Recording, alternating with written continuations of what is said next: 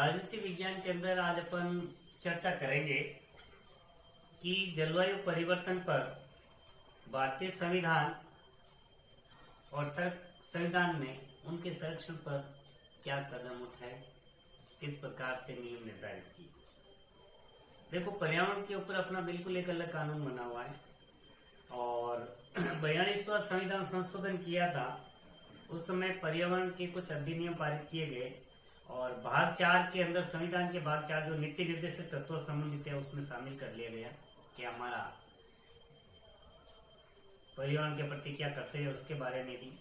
तो संविधान में क्या क्या बात कही गई थी। नीति निर्देशक तत्वों के अंदर जो 48वां अनुच्छेद है, उसमें एक बात स्पष्ट की गई कि वो राज्य है वो पर्यावरण संरक्षण की पूरी व्यवस्था करेगा और वन्य जीवों को सुरक्षा प्रदान करेगा। फिर भाग 4, संविधान के भाग 4 क अनुच्छेद 51 क में जो कर्तव्य है, अपने मूल कर्तव्य, उसमें भी प्राकृतिक पर्यावरण की रक्षा, जिसमें वन है, नदी है, झील है और अन्य छोटे बड़े जीव जंतु है जो रहते हैं प्राकृतिक पर्यावरण के अंदर, उनकी रक्षा करें और उनका संवर्धन करें तथा प्रत्येक प्राणी मात्र के प्रति दया रखें। फिर भारतीय संविधान के अंदर अगला बिंदु है अनुच्छेद 21 के अंदर ये बात स्पष्ट की गई, हर व्यक्ति को उन गतिविधियों से बचाया जाना चाहिए जो उसके स्वास्थ्य और शरीर को किसी न किसी रूप से नुकसान पहुंचाती है। ऐसी गतिविधियां भी नहीं करनी, अगर कर रहा है तो उसको बचाने का ये अपने संविधान में उल्लेखित है।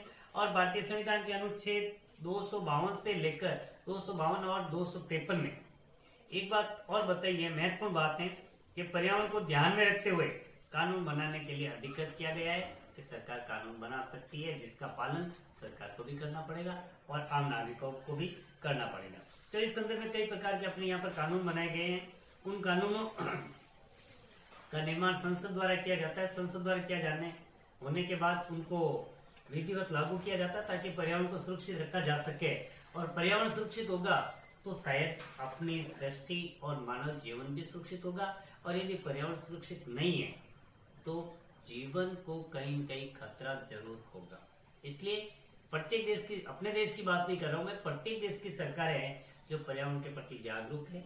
उन्होंने पर्यावरण के प्रति कई कानून बनाए हैं ताकि पर्यावरण को, यदि प्रकृति से छेड़छाड़ नहीं की जाए, अगर प्रकृति को जितना नुकसान होगा तो वो मानव जीवन के लिए किसी न किसी रूप में हानिकारक हो सकती है और बहुत बड़ी हानि पहुंचा सकती है।